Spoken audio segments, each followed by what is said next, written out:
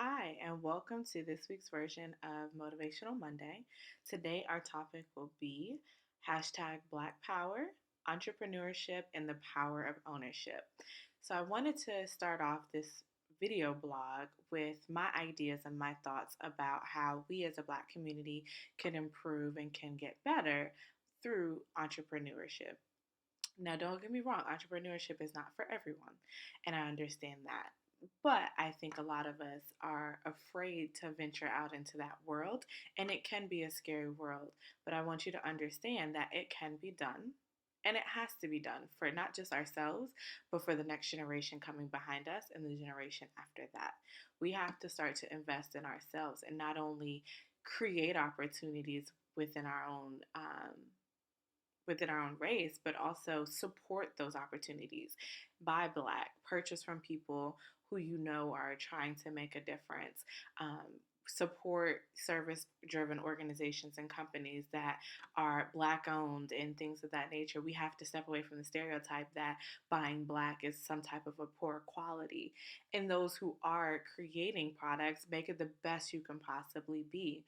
Everyone has a talent and everyone has a skill, and not everyone's built for the entrepreneur lifestyle. Some people prefer to live in the 9 to 5 environment, and that's okay, but just be the best you can in that environment as well.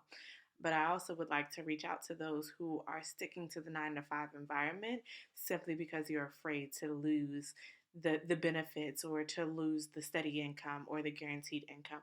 Instead, to create those income sources for yourself. You have a special talent inside of you. Everyone does. And it just takes believing in yourself and understanding that you too can be the CEO of your own company. And it doesn't have to be a Fortune 500 company. And maybe it will be, but you never know until you take that first step. So, one of the statistics that I'm actually really excited about, it's the number of businesses owned by African American women has grown 322% since 1977, making Black females the fastest growing group of entrepreneurs in the United States. That is a beautiful thing to me, and I think that shows our resilience as a people. Black girls are magic, and that really is the case. And not to say that, I don't think Black men are capable of the same. I think we've just, the statistics are here. And so instead of shying away from that, I think Black men need to come up to that statistic as well. I think we need to focus on Black men and Black women as a whole and understand that we're better when we're united 100%. So I have a quote from Margaret Dorfman, who is the CEO of the U.S. Women's Chamber of Commerce. Women of color, when you look at the statistics, are impacted more significantly by all of the negative factors that women face. It's not surprising that they have chosen to invest in themselves. And I think that's a beautiful quote because it acknowledges not only what we go through as a people, but also that we've decided to be resilient through all of that we've gone through as not only women, but as African American women in this country, and that we've taken that and decided to make something better for ourselves and for our families. So, according to Black Enterprise, 79% of small business owners continue to make growing their business a top priority, but making a major sacrifice in the process, which is usually either their personal time or their personal savings. So, being an entrepreneur is not easy. And sometimes it takes working that 9 to 5 while going home and working on your own business in the meantime. So, not everybody has the ability to just stop their job and quit and say, I'm going to do this for themselves. If you can, awesome. I'm happy for you. But a lot of times people have to work their regular job so that they can pay those bills until income streams start to come in. And so, what that's saying is the money that you make in your regular job, a lot of people are having to use that income to create all these other sources of income. And that's okay. And that's what has to be done until you can get to the place where you can just have your entrepreneur business or businesses and you can just stick to those. Understand that that sometimes is a sacrifice that has to be made. And sometimes you have to say, you know what, I've been at work since 9 o'clock this morning, probably been up since 7 a.m. When you get home, the last thing you want to do is continue to work. But you have to fight for that dream, and you have to make the decision that I want to work for me as well. You can't go and work 8 hours for somebody else's dream and not spend any time on your own. You have to make a decision that, you know what, I'm going to go to work, I'm going to come home, chill for an hour, and then spend the rest of my night focused on my dreams and my goals and making that a reality. 5 mistakes to avoid before quitting your job and starting your own business, according to Black Enterprise. Number one, not adopting the right mindset. This is key because it takes a different type of mindset to survive in the entrepreneur world. You are going to fail. It happens. It's okay. The key is not allowing that failure to stop you, but to learn from that failure, understand what you did wrong, and how you can improve going forward. Number two, not planning ahead. You have to have a plan of motion. You can't just fumble through life. And that's within any field, but especially with entrepreneurship, you have to have a big picture, a not so big picture, and then your immediate plan of attack as well. You have to be able to understand where I am, where I want to be, and how do I get there. So if you haven't come up with a plan for your career, I suggest that you sit down, you lock yourself away from the world, no phone, no TV, no music, anything. You just sit down and you focus on what you can do to make your dreams come true and how do you get there and what are the steps necessary to get there. Number three, not having the right relationships. And I think that goes towards romantic relationships, it goes towards friendships, it goes towards family relationships. And I think it really is about making sure that you have the right support system.